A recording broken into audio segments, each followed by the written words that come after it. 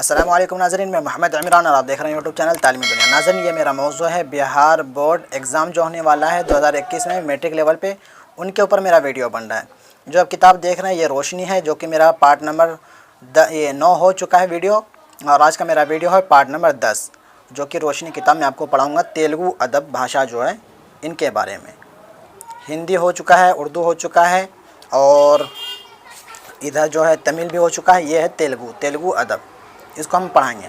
تو چلیے پڑھاتے ہیں اور آپ بھی سنیں۔ بسم اللہ الرحمن الرحیم۔ تیلگو ادب۔ آندھرا پردیش، یہاں پہ دیکھیں ایک منٹ۔ آندھرا پردیش جنوبی ہند کی ایک انتہائی خوشحال ریاست ہے۔ یہاں بتا رہا آندھرا پردیش جنوبی ہند کی ایک انتہائی خوشحال ریاست ہے۔ یہاں کی زبان تیلگو ہے۔ جدید ہندوستانی زبانوں میں سے جدید ہندوستانی زبانوں میں اسے ایک اہم مقام حاصل ہے۔ اس کا ادبی سرمایہ نہایت واقع اور جامع ہے۔ اس زبان کا آغاز 10ویں صدی عیسوی میں ہوا۔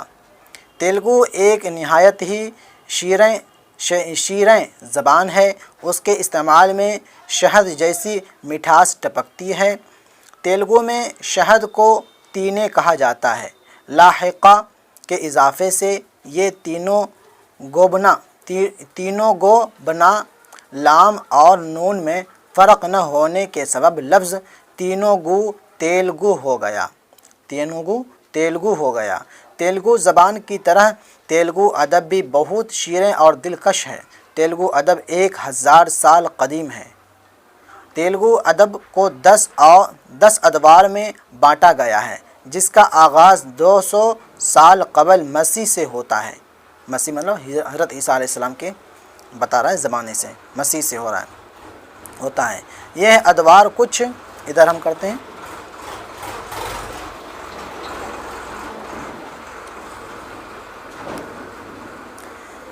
اس طرح ہیں: نمبر 1 قبل نینا دور، نمبر 2 نینیا دور، نمبر 3 شیو کوی دور، نمبر 4 تکن دور، نمبر 5 ایرنا دور، نمبر 6 شری ناتھ دور، نمبر 7 راہل دور، نمبر 8 جنوبی اندھر دور، نمبر 9 چھین دور، نمبر 10 جدید دور، 10 کے بعد نمبر 10 جدید دور۔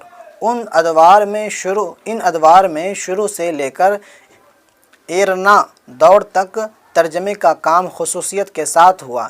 نینا دور کے ساتھ ہی تیلگو میں شاعری تخلیق شروع ہو گئی۔ ننیا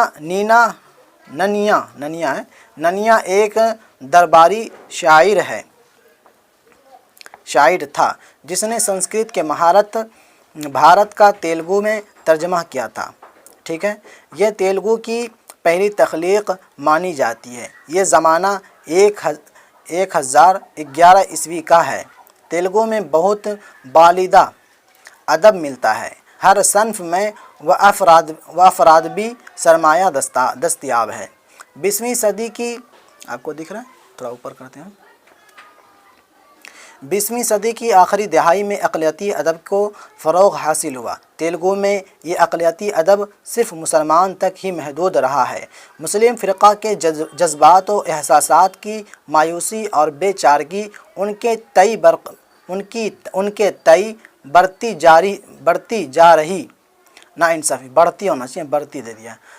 جا رہی ناانصافی، ان کی وفاداری اور قومیت پر شبہ کا اظہار، ان کی سماج اور اقتصادی پسماندگی اس کے خاص موضوعات ہیں۔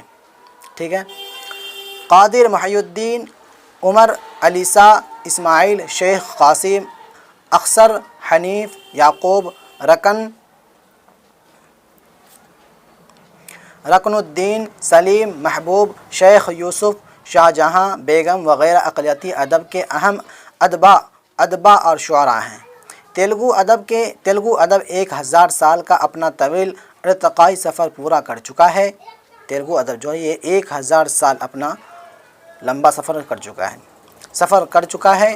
اس دوران ان تیلگو ادبا اور شعراء نہایت حساس رہے ہیں اور مشاعرے پر ان کی گہری نظر رہی ہے۔ انہوں نے اپنے بالیدہ فن کے توسط سے سماج کی تعمیر و تشکیل کا سلسلہ جاری رکھا، اور یہی وجہ ہے کہ آج تیلگو کا ادب کافی ترقی یافتہ ہے، اور یہی خاصیت اسے ہندوستانی ادب میں ایک خاص مقام عطا کرتی ہے۔ تو یہ تھا میرا تیلگو ادب کا، ٹھیک ہے۔ اس کے بعد ملیالم شروع ہو رہا ہے۔ میں دوسری ویڈیو کے اندر ملیالم آپ کو ادب پڑھاؤں گا۔ امید کرتا ہوں جو میں پڑھایا ہوں سمجھایا ہوں آپ کو سمجھ میں بھی آیا ہوگا، اور جو میں پڑھانے کی کوشش کیا ہوں آپ کو وہ بھی سمجھ میں آیا ہوگا۔ ویڈیو اچھی لگی تو ویڈیو کو لائک کریں، ویڈیو کو آگے شیئر کریں، میرے چینل کو سبسکرائب نہیں کیا تو سبسکرائب کر کے بیل کو ضرور دبا دیں، اور مجھے کچھ آرتھک مدد کرنا چاہیں تو ڈسکرپشن میں کانٹیکٹ نمبر دے رکھا ہوں، اس کو جا کر کے وہاں پر جا کر کے کچھ نہ کچھ آرتھک مدد ضرور کریں، تاکہ میں اس تعلیم کو بڑے پیمانے پہ میں کر سکوں، اور ہمیں دعا میں ضرور یاد رکھیں۔ مجھے بھی انسٹاگرام پر فالو کر سکتے ہیں، جو ڈسکرپشن میں آپ کو لنک مل جائے گا۔ ملتے ہیں اگلی ویڈیو میں، خدا حافظ۔